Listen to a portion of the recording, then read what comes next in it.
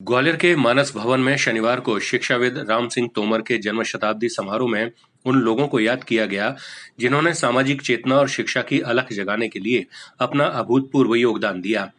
ऐसे ही एक शिक्षाविद डॉक्टर हरि सिंह गौर को उनके योगदान के लिए याद किया गया। उन्होंने ही सबसे पहले मध्य प्रदेश छत्तीसगढ़ के पहले विश्वविद्यालय की स्थापना की थी, वो भी आजादी के पहले। कार्यक्रम में कई शिक्षाविद और राजनीतिक शख्सियत भी शामिल हुई। लोकतांत्रिक समाजवादी पार्टी के राष्ट्रीय अध्यक्ष रघु ठाकुर ने इस मौके पर कहा कि डॉक्टर गौर का समाज के विकास में विशेष योगदान है। उन्होंने कहा कि डॉक्टर हरि सिंह गौर बहुआयामी व्यक्ति थे। उनके जीवन के कई पहलुओं पर विचार किया जाना आज भी बेहद प्रासंगिक है। वे जातिवाद के खिलाफ थे। स्वस्थ समाज के लिए वे स्वास्थ्य को प्राथमिकता देते थे। महिलाओं के लिए बराबरी का अधिकार मांगने वालों में वे शुमार थे। इसके अलावा डॉक्टर गौर ने प्राचीन बौद्ध धर्म की विशेषताओं को अपनाने, गांव के बेरोजगारों को छोटी मशीनों के जरिए रोजगार उपलब्ध कराने के अलावा देश में एक समान कानून का पालन कराने के लिए हिमायत की थी। उन्होंने कहा कि समाज के समग्र विकास की सोच डॉक्टर गौर के पास थी। उनके सिद्धांतों पर चलना आज बेहद प्रासंगिक है। आज स्वर्गीय राम सिंह तोमर जी के शताब्दी समारोह के अंतर्गत आयोजित समिति ने फैसला किया था कि देश में जितने भी ऐसे लोग हैं जिनके शिक्षा के क्षेत्र में अभूतपूर्व काम किए हैं, उनके लिए हम लोग इस प्रति में लाएँ, उनकी चर्चा करें।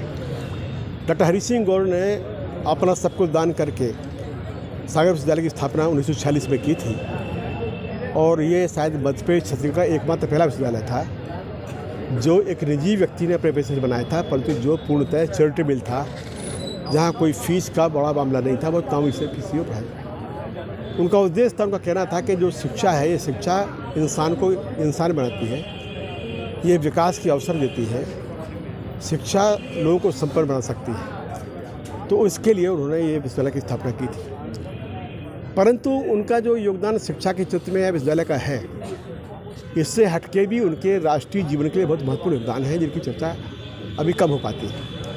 तो हम लोग इसलिए चर्चा शुरू किया यहाँ पर कि उनके राष्ट्रीय सवालों पर योगदान हो गया। जैसे नंबर 1, शास्त्र या शस्त्र, तो उन्होंने कहा नहीं, शास्त्र चाहिए, शस्त्र नहीं।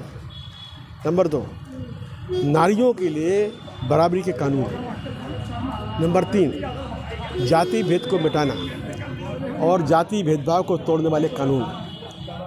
नंबर 4, धर्म की एक नई व्याख्या देके नैतिकता के आधार पर ले जाना। नंबर 5, बुद्ध धर्म या अन्य धर्मों में जो उच्च सिद्धांत हैं उनका समन्वय है। नंबर 6, ब्रिटिश काल में अंग्रेज़ों के लिए भी वही नियम परंपराएं जो भारतीयों के लिए हैं, इसका सिद्धांत। नंबर 7, जो मशीन है तो छोटी मशीन में छोटा मशीन लगाई जाए छोटे गांव के उद्योग में, ताकि लोगों को रोज़गार मिल पाए। और नंबर 8, स्वदेशी कारखाने, जिसका प्रयास के नासिक में लगवाया था। तो ये जो सारे योगदान, उनके राष्ट्रीय योगदान हैं, इनकी चर्चा हुई सही है। राहुल गांधी की यात्रा मध्य प्रदेश में है, कितना 23-24 में कितना अंतर आएगा देश में और प्रदेश में? अब देखिए, मुझे पता नहीं है कि मैं उस यात्रा में शामिल हो नहीं पाया हूँ। अगर को क्या शुभकामनाएं दे सकता हूँ, उनको शुभकामनाएं। और जातिवादी पे भी प्रभाव पड़ सकता है? अब ये अभी कहना अब जल्दबाजी हो जाएगी, अभी जल्दबाजी हो जाएगी। आप यात्रा में शामिल होंगे इस यात्रा में कहीं ना कहीं? अभी राहुल जी का कोई पत्र मेरे पास आए नहीं है। राहुल जी का या सोनिया जी का कोई पत्र हमारी पार्टी पर था, क्योंकि मैं लोकतांत्रिक समाजवादी पार्टी का हूँ। तो अगर हमारी पार्टी के पास कोई पत्र आएगा तो जरूर। ऐसी ही ताज़ा तरीन खबरों से जुड़े रहने के लिए हमारे YouTube चैनल को सब्सक्राइब करें और अपडेट्स पाने के लिए बेल आइकॉन दबाएं।